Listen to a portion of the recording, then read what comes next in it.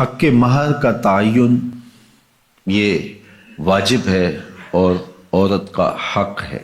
شوہر کی حیثیت کے مطابق حق مہر متعین ہو۔ زمانہ نبوی میں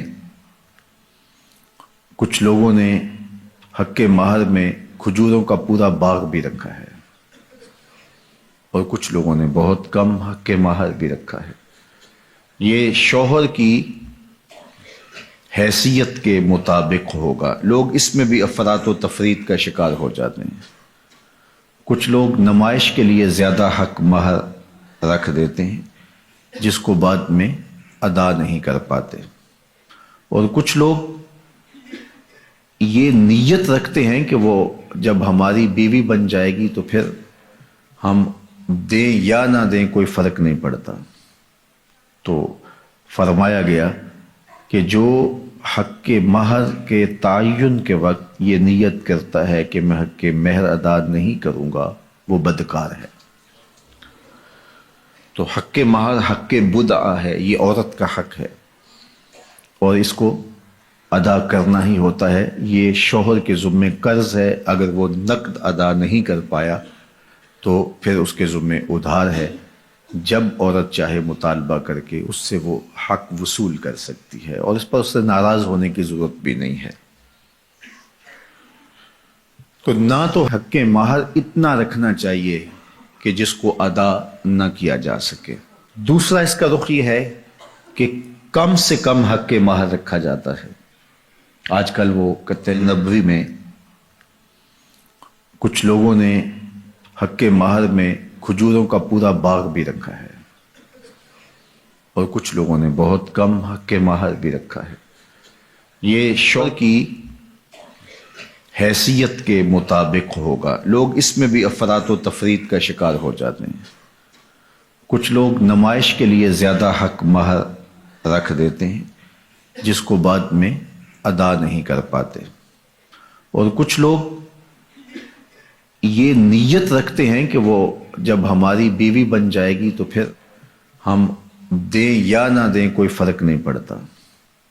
تو فرمایا گیا کہ جو حق مہر کے تعین کے وقت یہ نیت کرتا ہے کہ میں حق مہر ادا نہیں کروں گا وہ بدکار ہے۔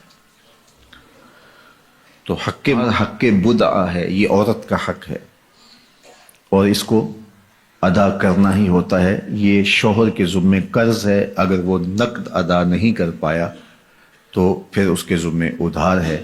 جب عورت چاہے مطالبہ کر کے اس سے وہ حق وصول کر سکتی ہے اور اس پر اس سے ناراض ہونے کی ضرورت بھی نہیں ہے۔ تو نہ تو حق مہر اتنا رکھنا چاہیے کہ جس کو ادا نہ کیا جا سکے، دوسرا اس کا رخ یہ ہے کہ کم سے کم حق مہر رکھا جاتا ہے۔